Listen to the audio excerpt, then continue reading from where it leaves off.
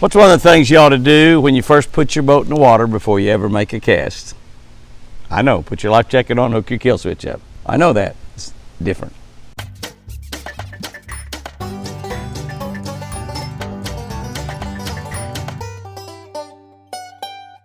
Good morning, guys and girls. September 6th.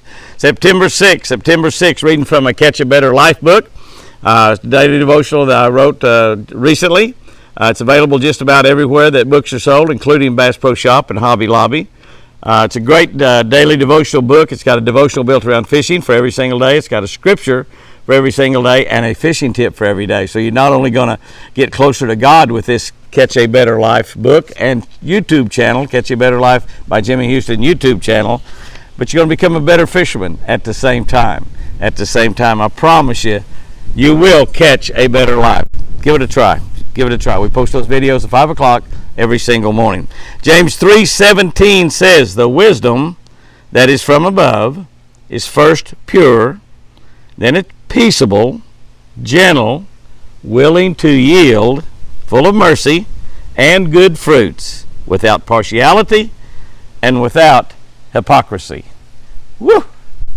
Wow, be great to have all that, wouldn't it? Yeah, that's good.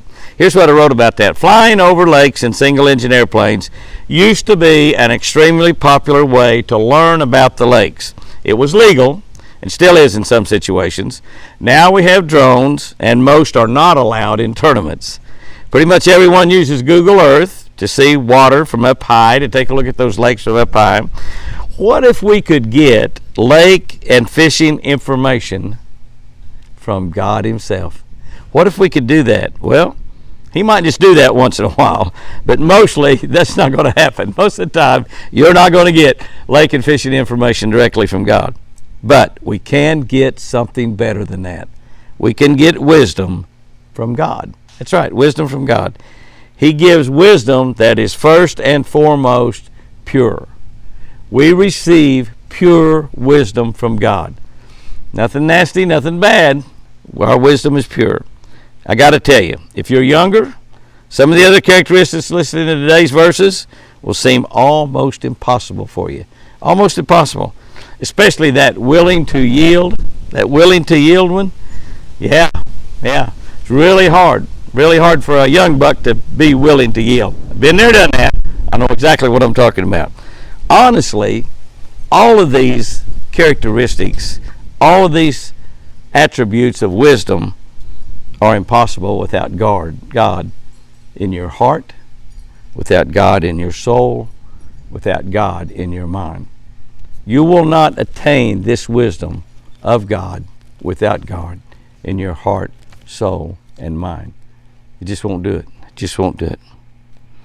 Let's all work on perfecting this wisdom from above, this godly wisdom from above. I've got company here this morning. Isn't he pretty?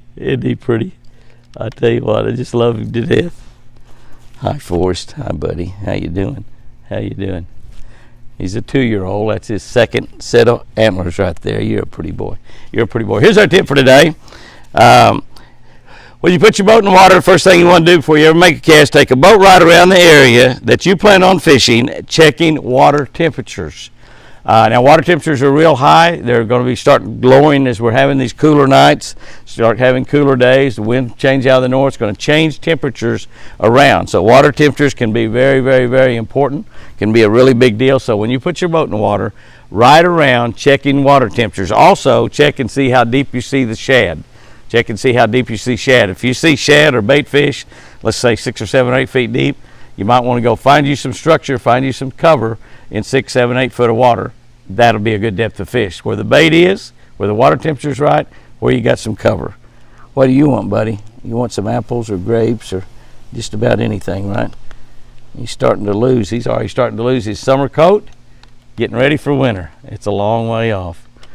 Mr. Forrest, tell him the truth. I sure do love you.